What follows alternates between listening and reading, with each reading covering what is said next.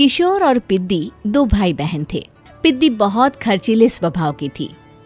वो जितना कमाती अपने ऐशो आराम में पैसे उड़ा दिया करती। लेकिन किशोर समझदार था, घर को साथ लेकर चलना जानता था। अपनी बहन के जितना कमाता तो नहीं था, लेकिन फिर भी वो किसी तरह घर का खर्च चला लेता था। एक दिन पिद्दी किशोर से कहती है, किशोर तुम थोड़ा ज्यादा क्यों नहीं कमाते? मेरे दोस्त रोज मेरा मजाक उड़ाते हैं। अरे बहन, मैं कोशिश तो कर रहा हूँ। अच्छा सुनो, अगले महीने रक्षाबंधन है, मुझे सोने का हार चाहिए, इससे कम कुछ भी ना लूंगी। अरे दिला दूंगा बहन। किशोर को पूरी रात नींद नहीं आती। उसके दिमाग में बस ये चल रहा था कि उसकी माली हालत इतनी बिगड़ चुकी है, अब वो सोने का हार कहाँ से लाएगा। अगले दिन किशोर सुबह सुबह घर से ये बोलकर निकल गया कि पिद्दी, मैं गांव से बाहर जा रहा हूँ, कुछ दिन घर नहीं आऊंगा। किशोर ने अपने काम के साथ साथ फेरी में कपड़े बेचने भी शुरू कर दिए, जिससे वो ज्यादा से ज्यादा पैसे कमा सके। रात में वो एक बिल्डिंग की चौकीदारी भी करने लगा।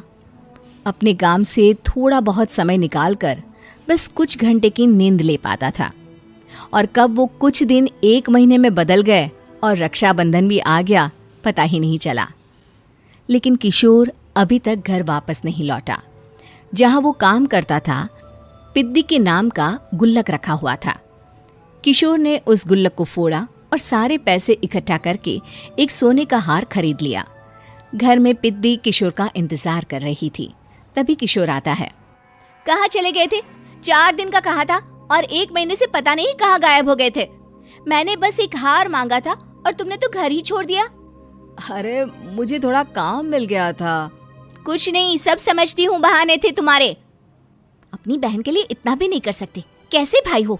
चलो यहाँ बैठो, राखी बांधती हूँ। पिद्दी ने किशोर को राखी बांधी। वैसे ही किशोर ने अपनी बहन के हाथ में सोने का हार रख दिया। उसकी खुशी का कोई ठिकाना नहीं था। वो मिठाई खिलाए बिना ही नेकलेस लेकर चली गई और शीशे के सामने अपने गले में हार रखकर देखने लगी। किशोर ने लड्डू उठाया और खुद ही खा लिया। ऐसे कई साल गुजर गए।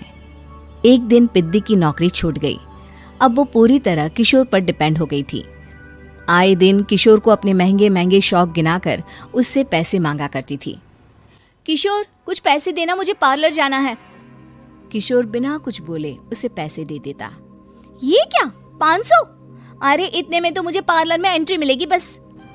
अच्छा देता हूँ ना ज्यादा। अरे कैसे भाई हो, अपनी बहन के लिए इतना भी नहीं कर सकते।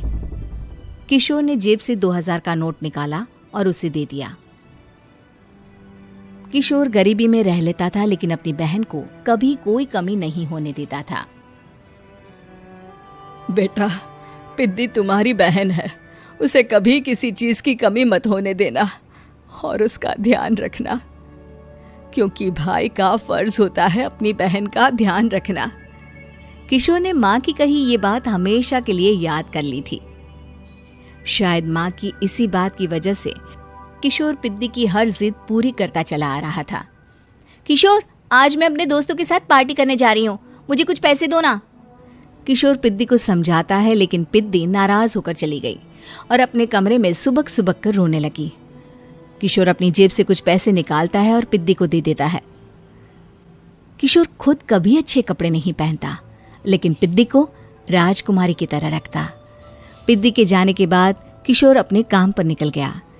एक तरफ पिद्दी अपने दोस्तों के साथ मस्ती कर रही थी, तो वहीं दूसरी तरफ किशोर पैसे कमाने के लिए कड़ी मेहनत कर रहा था। कुछ और दिन ऐसे ही बीत गए। एक दिन पिद्दी एक लड़के को लेकर घर आई और उसे किशोर से मिलवाया। किशोर, मुझे इस लड़के से शादी करनी है।